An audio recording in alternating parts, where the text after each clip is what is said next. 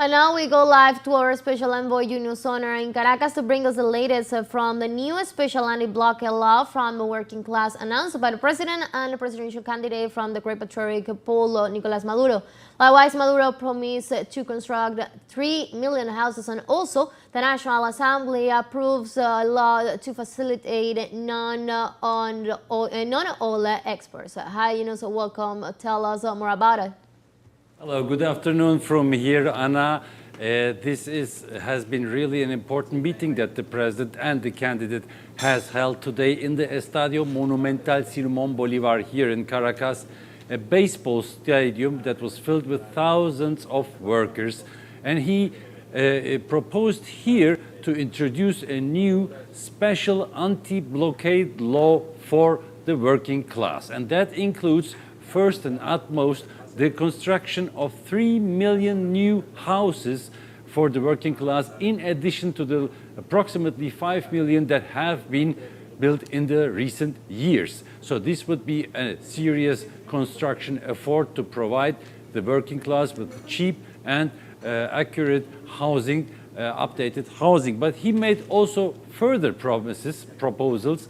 One of them was to create a new digital bank for the working class, for workers, to replace the existing bank. And why is that a useful proposal? Because he said this way the working class, if it wants to start a kind of small company or so, it can get easier credit. And also a third point he mentioned was to establish a new digital family health system. He said that the PDVSA company, the oil company, state-owned oil company, has been working effectively with that system already. And he announced that if this law is approved, this system would be widened to cover the entire working class of Venezuela. Speaking of laws, the National Assembly today approved a law that has been in the legislative process. This is the law to promote non-oil exports. Essentially, it will make it easier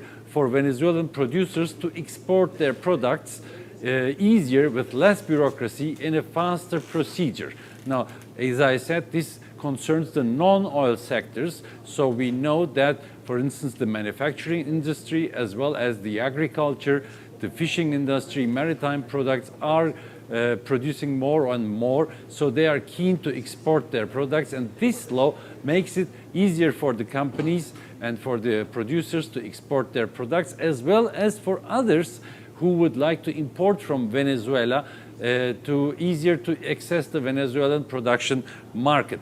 And this comes in the context of the 7T, the 7 transformations. One of them is, to remember our viewers, to diversify the exportation sector of Venezuela, to make it less dependent on oil only, and to promote the export of other products, such as I mentioned, manufacturing or agriculture, where recent reports show that there's a surge in agriculture production, and there might be soon a surplus that Venezuela might want to export to other neighboring countries or countries farther away. And we know that, for instance, products such as cacao and coffee, the Venezuelan cacao and coffee, are well wanted elsewhere. And as a usually Turkey correspondent of teleSUR, I can confirm that the Venezuelan coffee meets a high demand in Turkey as well.